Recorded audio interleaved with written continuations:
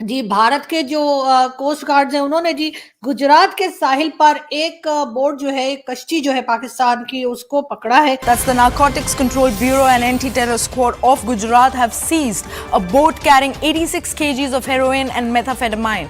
Now, in the operation, NCB and Gujarat ATS have arrested 14 Pakistani officials so far. तकरीबन 6 करोड़ रुपए, जी हाँ, 600 करोड़ रुपए, 6 करोड़ रुपए क्या होते हैं? कुछ भी नहीं होते।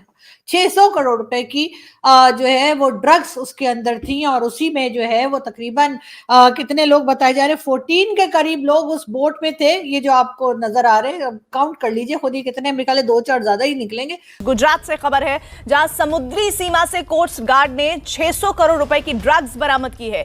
कोस्ट गार्ड ने भारत पाकिस्तान की समुद्री सीमा पर बड़ा ऑपरेशन चलाया, जिसके बाद ये सफलता मिली है। जिसे वो कहते हैं ना, जो एक मोस्ट फेवरेट नेशन स्टेटस था, हमें वो देना चाहिए था। हमें उनके साथ काम करना चाहिए। आज हम इंडिया के साथ काम करना शुरू करें ना, तो it will take a lot of time. Oh my God, बहुत वक्त चाहिए। पाकिस्तान की अवाम अमन चाहती है, हम जंग नहीं चाहते हैं। कितनी अवाम ये कहेगी कि जंग चाहते हैं? इधर आओ, हम बताएगा आप लोगों को। इधर जंग चाहते हो कि मुल्क में तरक्की चाहते हो? जंग। भारतीय वजीर खारजा जयशंकर ने, आपको पता है, दो टोक अंदाज में पाकिस्तान के साथ मुज़ाकरात से इनकार कर दिए। वो हमसे मुज़ाकरात से इनकार करें और हम मरे जाएं कि उनसे हम तिजारत करें। उन्होंने पाकिस्तान को सनई तौर पर दहशतगर्दों की सरपरस्ती करने वाला मुल्क करार दे दिया है।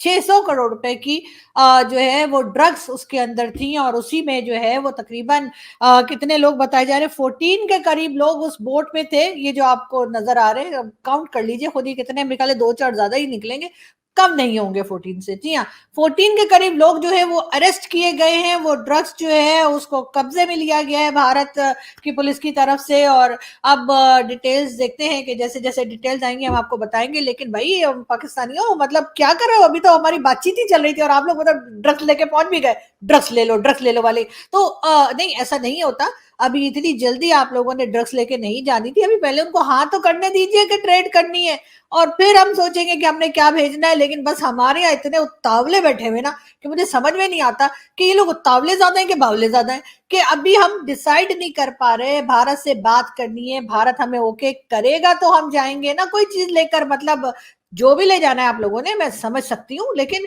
इतना क्या उतावलापन है कि अभी हमने बात भी नहीं की। अभी हम आपस में ही बातें कर रहे हैं कि नहीं, भारत के साथ ट्रेड करनी है, भारत के साथ ट्रेड दोबारा शुरू करना है, भारत के साथ बिजनेस करना है, कि आप लोग जो है वो 600 करोड़ के जो है ड्रग्स लेके पहुंच गए। और वो भी इतने मतलब एक्टिव बैठे हुए थे भारत की तरफ से लोग, कि उन्होंने धड़ पकड़ लिया इन लोगों को। अब देखते हैं कि इनमें से जो 14 लोग पकड़े गए हैं, बहरहाल बोट पाकिस्तान की बताई जा रही है। हो सकता है कि वो हमारे यहाँ बनी हो वो बोट, और अंदर उसके कोई और ही कंट्री के लोग बैठे हो। वैसे शक्लों से तो मुझे समझ नहीं आ रही कि ये कौन सी कंट्री के हो सकता है, ऑस्ट्रेलिया या कनाडा या बेल्जियम वगैरह के लोग भी हो सकते हैं जिन्होंने ड्रेस पाकिस्तानी पहना हुआ हो। तो अब हो सकता है, लेकिन खैर ये तो तभी पता लगेगा जब भारत का मीडिया या भारत के लोग हमें थोड़ा एक्सप्लेन करेंगे, बताएंगे कि आखिर ये लोग कौन सी कंट्री के।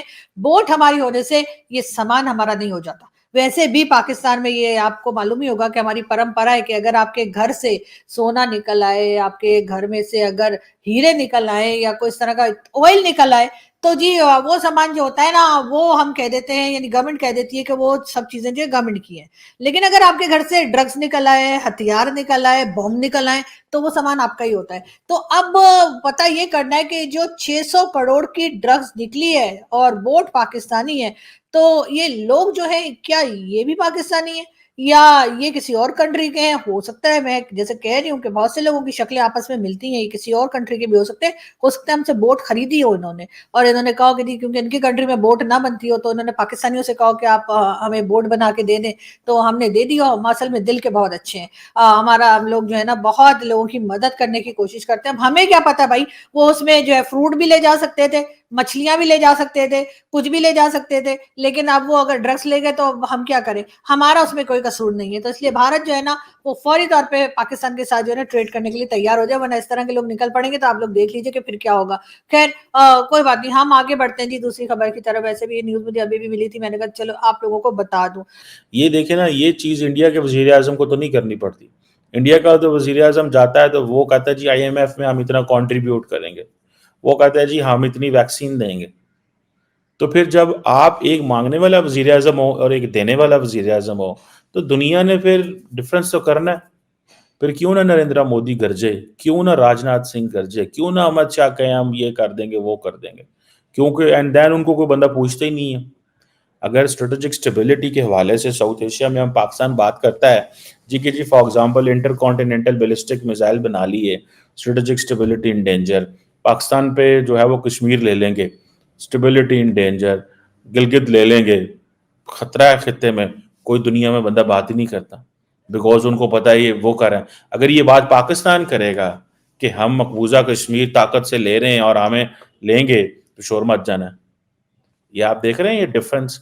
कभी किसी पाकिस्तानी मिनिस्टर ने ये अल्फाज नहीं बोले कि हम ताकत के बलबूते पे ले लेंगे, हम हमला कर देंगे, छीन लेंगे, ले लेंगे, जहां पे वो करते हैं, क्योंकि वो भाई देने वाले हैं दुनिया को, हम जो है वो लेने वाले हैं। वो कई लोग पाकिस्तान में मजाक भी उड़ाते हैं ना, ये तो हमारे सऊदी इंडिया से इतने अच्छे ताल्लुकात नहीं है, अगर हमारे ताल्लुकात अच्छे होते हैं हमने उनसे भी पैसे मांग लेने थे। सो हम कभी डेंगी के नाम से जाके पैसे मांग लेते हैं, कभी अस्पतालों के नाम से पैसे मांग लेते हैं, कभी हम ज़कात मांग लेते हैं। सो ये पॉलिसी तर्क करनी पड़ेगी। उससे होता यह है कि जो पाकिस्तानी अवाम है, देखिए ना, अब फॉर एग्जांपल आप पोलियो देख लें, पूरी दुनिया में पोलियो ख़त्म है, लेकिन यहाँ पे पोलियो मौजूद है। और वो पोलियो सिर्फ इसलिए कई लोग कहते हैं मौजूद है, क्यों? आपको हैरानगी होगी जान के कि पाकिस्तान में पोलियो क्यों है। क्योंकि पाकिस्तान के जो लोग हैं, इंतहाई कुछ sections of the society, they are very pessimistic about science. वो समझते हैं कि that if you get polio drops you will get important. So this is some school of thought. ये जो एक मजहबी ग्रुप है, उन्होंने ये शोर डाला पहले, आपकी ये हालत हो जाएगी। सो पाकिस्तान के अंदर लोग, बच्चे जो हैं पोलियो के कतरे नहीं पीते, और उसकी वजह से क्या होता है, वो पाकिस्तानी जब दुनिया में जाते हैं तो उनको कहा जाता है, पाकिस्तानी बच्चे जब दुनिया में जाते हैं तो उनको कहा जाता है आप पहले पोलियो कतरे पिए। मेरी एक कोलीग थी, हमारे साथ पढ़ाती थी, तो वो अमेरिका गई फॉर सम फेलोशिप और व्हाट, तो उनके बच्चे भी साथ गए, तो उनके बच्चे बड़े थे इन ग्रेड 4 और 5, तो उन्होंने जब देखा ये पाकिस्तान से आए हैं तो उन्होंने उनको पहले कतरे पिलाए पोलियो के, क्योंकि पाकिस्तान और इजिप्ट ही मेरा ख्याल है दुनिया के शायद रह गए हैं, कुछ 1-2 मुल्क और रह गए होंगे जहाँ पे पोलियो मौजूद है, या इजिप्ट तो नहीं, कोई और मुल्क है। इजिप्ट में भी एक पाकिस्तानी ने जाके वहाँ किसी बच्चे को पोलियो कर दिया था। सो ये अब हमारे लोग समझते हैं कि एक तरफ तो रिलीजियस प्रॉब्लम है ये, कि जो लोग समझते हैं कि नहीं नहीं ये मगरब की तरफ से है, जैसे लोग कोरोना की वैक्सीन नहीं लेते थे, पोलियो की वैक्सीन भी नहीं लोग लेते थे, ठीक होगा जनाब। तो वो ये चीज़ें जो हैं, ये दे आर देयर, इन चीज़ों से हमें पता चलता है। एंड देन फिर ये है कि कई लोग ये भी समझते हैं कि ठीक है पोलियो रहने तो थोड़ा बहुत कोई 200-400 मिलियन पाकिस्तान में आएगा ना, 100-200 मिलियन डॉलर, इससे भी फायदा होता है, रोजगार लगा हुआ है हमारा। मतलब this is what is the mind set.